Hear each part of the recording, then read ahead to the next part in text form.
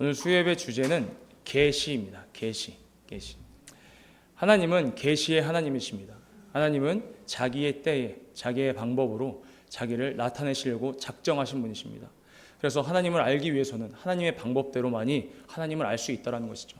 그래서 우리의 인류가 아무리 지극정성으로 공을 들인다 하더라도, 우리 인류의 방법이나 그 지식이 아무리 뛰어나다 하더라도 하나님을 알 수 없는 것입니다.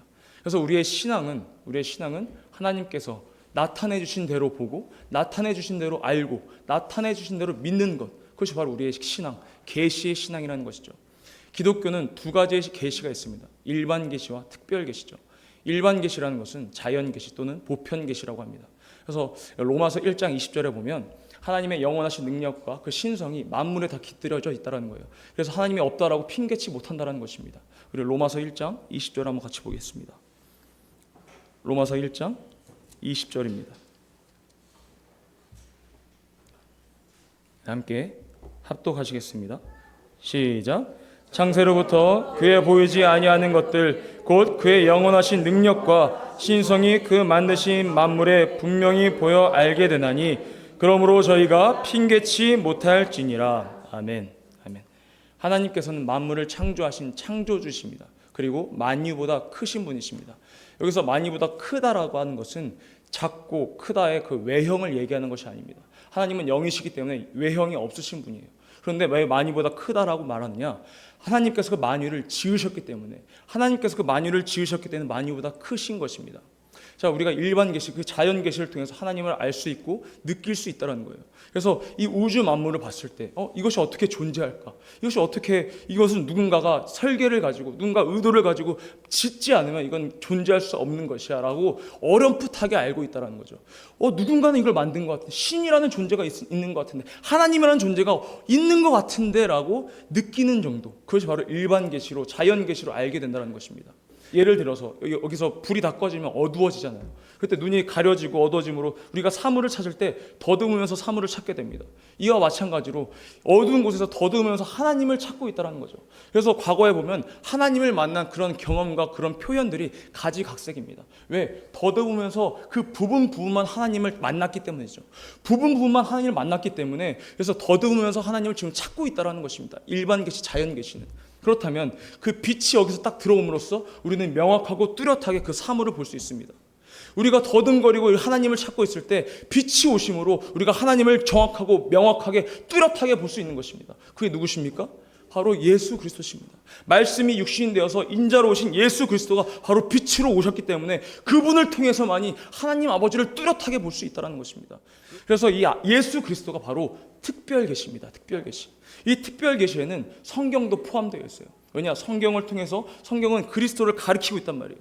예수 그리스도를 가리키고 있기 때문에 그 예수를 통하여서 하나님 아버지를 알게 되므로 성경까지도 특별 계시로 포함되는 것입니다. 자, 그럼 계시라고 하는 것이 하나님 스스로 나타내는 계시의 말씀, 이것이 바로 계시라는 거예요. 하나님 스스로 나타내는 방법, 그런 말씀. 그럼 이 계시가, 우리가 그 말을 들었을 때 이미지가 좀 어둡고 아니면 좀 어렵고 심오하다라는 이미지가 있을 수 있습니다. 그런 관념이 있을 수 있어요. 하지만 계시라는 것은 하나님께서는 그 하나님을 그러니까 너희들이 나를 알기 위해서는 나의 방법으로 알았으면 좋겠다는 거예요. 하나님은 하나님의 방법대로, 하나님께서 계시한 그 말씀대로 하나님을 알기 원하시는 것입니다. 우리 인간의 방법이 아니라, 우리 인간의 뜻과 그런 기술이 아니라 하나님의 방법대로, 하나님께서 계시한 그 말씀대로 하나님을 알았으면 좋겠다는 거예요. 그게 하나님의 뜻이라는 것입니다. 지금 이 마지막 날에 오니까, 마지막 때가 오다 보니까 계시를 받았다고 하는 사람들이 너무나 많이 나타납니다. 그리고 또 계시 받았다고 해서 그 말을 전하는 사람들을, 그 말을 듣기 위해서 쫓아다니는 사람들이 너무 많아요. 이거는 서로가 서로를 미혹하고 있는 것입니다. 서로가 서로를. 결국에는 장님이 장님을 끌고 와서 낭떠러지에 떨어져 멸망하게 된다는 것이죠. 그런데 우리는 이 계시된 이 말씀 외에는 하나님께서 우리에게 계시하신 것이 없단 말이에요. 그래서 이 계시는 예수 그리스도가 바로 궁극의 점입니다. 계시의 궁극의 점은 바로 예수 그리스도신 것입니다. 우리 요한복음 1장 1절부터 5절까지 한번 보겠습니다. 다 같이 합독하시겠습니다. 시작. 태초에 말씀이 계시니라. 이 말씀이 하나님과 함께 계셨으니 이 말씀은 곧 하나님이시니라. 그가 태초에 하나님과 함께 계셨고 만물이 그로 말미암아 지은 바 되었으니 지은 것이 하나도 그가 없이는 된 것이 없느니라. 그 안에 생명이 있었으니 그 생명은 사람들의 빛이라. 빛이 어두움에 비치되 어둠이 깨닫지 못하더라. 아멘. 아멘. 이 말씀은 곧 하나님이십니다. 하나님과 함께 계셨으므로 말씀은 하나님이시고 말씀이 말씀하심으로 창조된 것이 바로 만물인 것이죠. 이 3절에 보면 만물이 그로 말미암아 지은 바 되었으니 지은 것이 하나도 그가 없이는 된 것이 없느니라.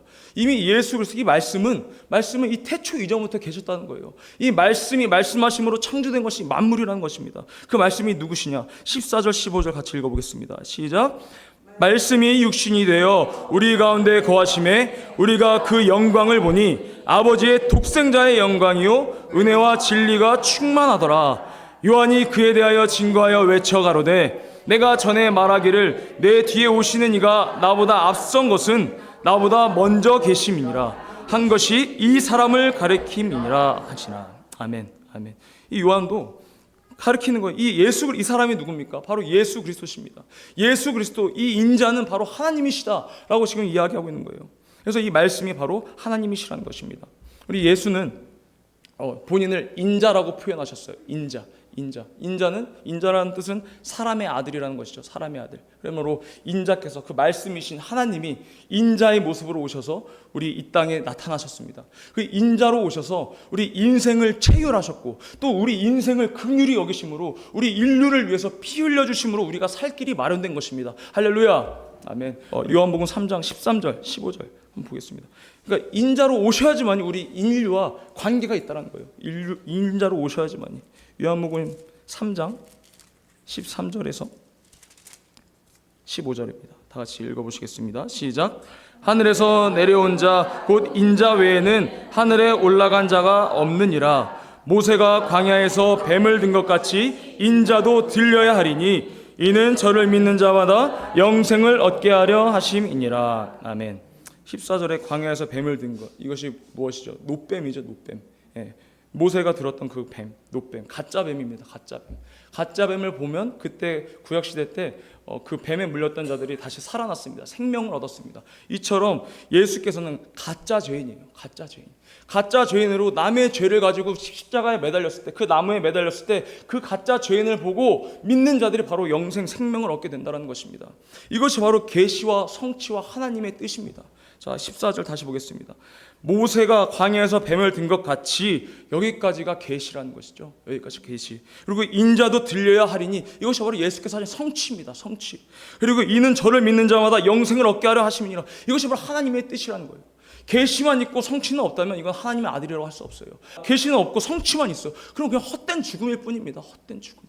반드시 계시가 있고 성취가 있고 하나님의 뜻이 나타나야지만이 그것이 바로 하나님의 아들이라고 우리가 믿고 인정하고 그것을 보고 달려가는 것입니다. 여기서 본 것처럼 계시와 성취와 하나님의 뜻이 분명하게 나와 있단 말이죠. 이것이 나타났기 때문에 저분이 바로 하나님의 아들 예수 그리스도시구나라고 우리가 알 수 있는 것입니다. 우리 24장 27절 보겠습니다. 이 장면이 이제 예수께서 죽으시고 제자들이 모두 다 뿔뿔이 흩어졌습니다. 근데 이제 두 제자가 엠마오 길에서 걸어가다가 아주 슬픈 빛으로 어떡하지? 그리스도를 구속하실 그 예수께서 다시 살아나셔야 되는데 없어진 거예요. 실종된 거예요. 그래서 어디 계시냐? 이제 의심이 점점 생기고 근심이 생기고 슬픈 빛으로 둘이 걸어가고 있습니다. 그런데 예수께서 찾아오셨어요. 근데 예수께서 옆에서 같이 동행하는데도 불구하고 그 자신의 그 상황 때문에 그 시야가 좁아져서 예수를 발견하지 못하는 것입니다. 그랬더니 예수께서 어떻게 하셨느냐? 자, 27절 다 같이 읽어보시겠습니다. 시작. 이에 모세와 및 모든 선지자의 글로 시작하여 모든 성경에 쓴 바 자기에 관한 것을 자세히 설명하시니라. 아멘. 이 27절 보면 어떻게 이들의 시야를 어떻게 넓혔느냐? 바로 이 성경을 통해서 계시를 통해서 이루어진 그 성취를 예수께서 알려주신 것입니다.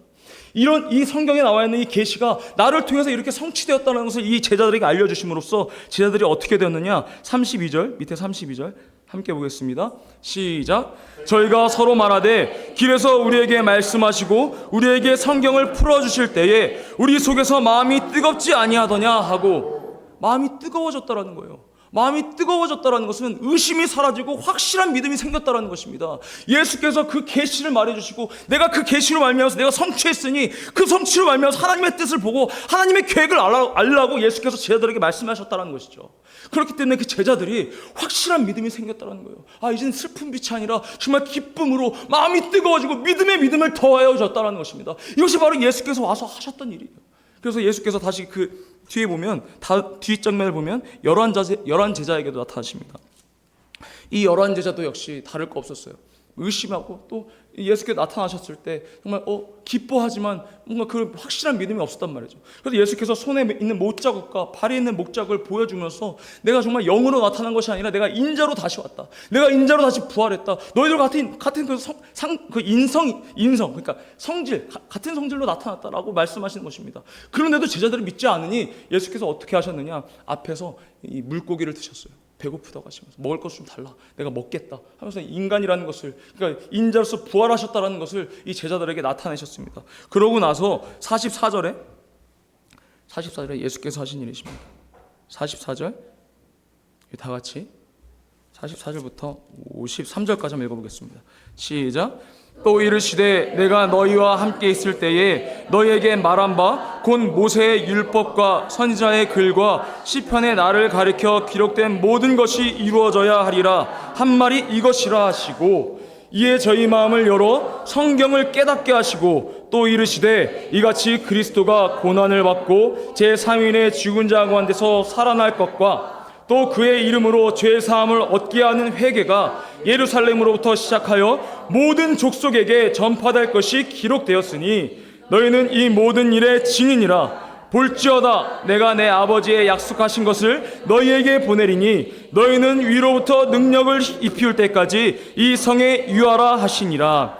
예수께서 저희를 데리고 베다니 앞까지 나가사 손을 들어 저희에게 축복하시더니 축복하실 때에 저희를 떠나 하늘로 올리시니 저희가 그에게 경배하고 큰 기쁨으로 예루살렘에 돌아가 늘 성전에 있어 하나님을 찬송하리라. 아멘. 아멘. 이 제자들도 역시 마음이 뜨거워진 것입니다. 의심이 사라지고 믿음이 정말 확실한 믿음이 생겼다는 것이죠. 그래서 그 기쁨으로 말미암아 정말 예루살렘에 돌아가서, 예수께서는 승천하셨지만 우리는 예루살렘에 돌아가서 예수께서 하신 그 말씀, 정말 다시 우리에게 주신다는 그 성령, 우리에게 앞에 49절에 보면 위로부터 능력을 입히올 때까지 이 성에 유하라 라고 하신 그 말씀을 지키기 위해서 이 제자들이 이제는 의심치 않고 이 말씀을 굳게 믿고 다시 그 능력이 올 때까지, 그 성령이 올 때까지 예루살렘 성에 계속 머물게 되는 것입니다. 그러므로 성령을 받고 나가서 예수의 증인이 되게 된 것이죠. 그래서 이 제자들이 어떻게 하나님을 찬송했겠습니까? 주는 그리스도시요 살아계신 하나님의 아들이십니다. 나의 죄는 모두 씻김을 받았습니다. 예수는 내 구주십니다 라고 할렐루야 하면서 찬양을 불렀을 것입니다. 자, 우리 이 제자들의 이 장면을 봤을 때 우리 신앙도 마찬가지라는 것이죠. 우리 신앙도 우리가 정말 믿음이 연약해지고 현실 때문에 내가 그 시야가 좁아지고 어떤 내 근심과 어떤 믿음이 연약해졌을 때 내가 어떤 행동을 하지 않았어요. 제자들은 어떤 행위를 하지 않았어요.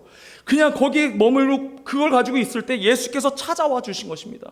예수께서 찾아와 주셔서 어떻게 하셨냐? 성경 그 계시를 알게 하셨다는 거예요. 그 계시를 알게 하심으로 그 계시를 통해서 예수께서 성취한 것을 보게 하셨고, 그 성취한 것을 봄으로 하나님의 뜻과 그 계획을 알게 하신 것입니다. 하나님이 얼마큼 너희를 사랑하시는지, 하나님의 뜻이 무엇인지, 하나님의 계획이 무엇인지 예수께서 알게 하셨다는 거예요. 그걸 통해서 이 확실한 믿음이 생겼다는 것입니다. 우리의 신앙생활도 그렇다는 것이죠. 우리가 믿음이 연약해졌을 때 다른 곳에 하나님의 뜻이 있겠지, 다른 곳에 하나님의 음성이 있겠지, 다른 곳에 하나님의 계시가 있겠지 라고 둘러보는 것이 아니라 이 성경으로 우리가 가까이 가서 이 성경을 통해서 계시를 보므로 우리가 성취를 바라보고 하나님 아버지를 바라볼 수 있게 된다는 것입니다. 그러면 우리가 확실한 믿음을 가질 수 있게 됐다는 거예요. 다른 거 없습니다.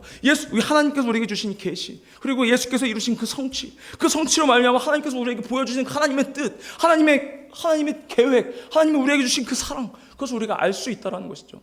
그래서 근데 이 제자들은 예수께서 오셔서 알려주셨다는 거예요. 그럼 우리는 예수께서 오셔서 알려주지 못합니다. 그래서 우리에게 무엇을 보내주셨어요? 성령을 보내주신 것입니다. 그래서 예수께서 오셔서 이 제자들에게는 예수께서 가셔서 성경을 가르쳐 주셨지만 우리에게는 예수께서 오시지 못함으로 성령을 성령을 보내주신 것입니다. 그래서 그 성령 충만함으로 우리가 이 계시를 알고 또 계시를 깨닫고 또 계시를 알아서 예수께서 성취한 것을 또 깨닫고 알게 되고 믿게 되는 것이죠. 그래서 우리가 성령 충만이 중요하다는 거예요. 성령께서는 진리의 영이시므로 우리를 진리를 깨닫게 하시고 우리를 진리 가운데로 인도하시기 때문입니다.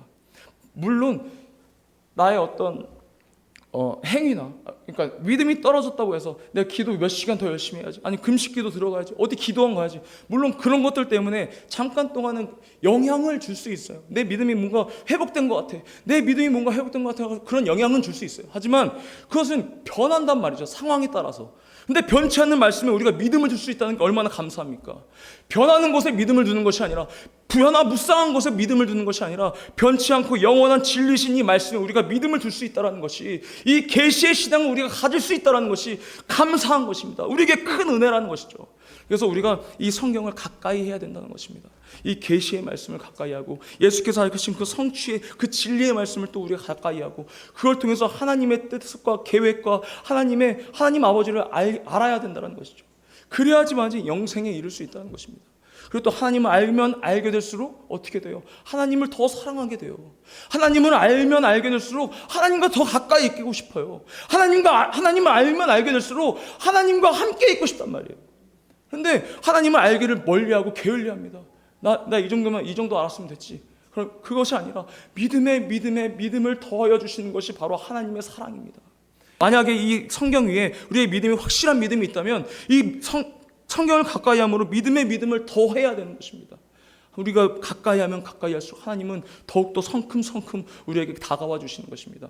우리가 정말 옆에 우리가 예수와 함께 있음에도 불구하고 내 상황 때문에 내 시야가 좁아져서 나의 어떤 근심이나 그런 의심 때문에 예수를 발견하지 못한다면 얼마나 불행합니까? 이미 우리는 예수와 함께 있다는 말이에요. 근데 내 시야가 좁아져서 나의 어떤 상황이나 이 현실 때문에 예수와 함께 있는 것을 내가 발견하지 못한다는 것이죠. 이 시간 우리 기도하길 원합니다. 성령 충만함으로써 우리가 정말 이 성경의 말씀을 가까이 하고 또 우리에게 계시의 신앙을 주신 것에 정말 감사해야 되는 것입니다. 우리가 이 계시가 어떤 소망이 있어요? 정말 예수께서 다시 오실 때에 죄와 상관없는 우리를 부르셔서 하나님 아버지 집에 그 예비하신 처소에 우리를 데려가신다는 거예요. 그게 바로 계시를 갖고 있는 우리의 소망입니다. 그것을 바라보고 우리가 달려가는 것입니다. 우리가 정말 이 성경을 알고 또 계시의 신앙을 갖게 된 것에 감사하고 우리가 더욱더 성령 충만으로 깨닫게 하시고 알게 하시고 믿게 하여 주시옵소서. 이 시간 예수의 세움 부르시고 우리 간절하게 기도하시겠습니다.